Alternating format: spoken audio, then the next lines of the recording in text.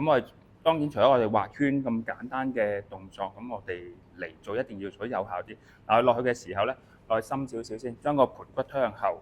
嗱，做深蹲咧，記得咧要腰背要拉直延伸，唔好咁樣拱背，要推翻直，少少前傾嘅，係啦，少少前傾，係啦。肚係要收腹，肚係要收腹，前傾多啲，將個尾骨指向後，即係你個感覺咧就外八字少少一隻腳，跟住咧將個 hip 咧推向後嘅感覺，然之後落深少少，掂到地下之後咧就慢慢打翻個圈翻嚟，係啦。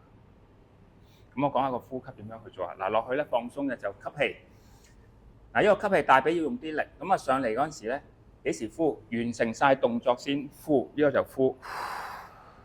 好，再做多次啊！手掂地下鼻吸，中途引氣，停止呼吸，去到完成嘅動作先呼。嗱，你發覺咧喺呢個動作咧，大髀用緊力，保持你個膝關節要向外旋，唔好內旋，係啦，唔好 collapse 咗落去。咁繼續後大髀用力。咁啊幾時全部用力？就係當你個人咧升翻起嘅時候，就夾實指個臀大肌。其實個臀大肌幾時應用到咧？就係當你要企起身，個臀部就要識得收緊，所以你一定向裏面收，即係收入去。係啦，係向內收個感覺係啦。我再做一次係啦，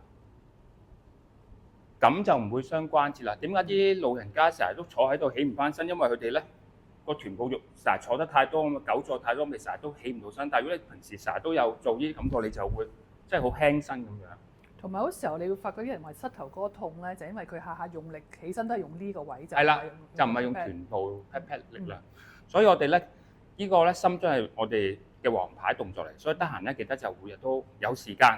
可能你晏晝好眼瞓，你又自己做8至10下，你可以又係咁樣畫個圈，延伸隻手係啦。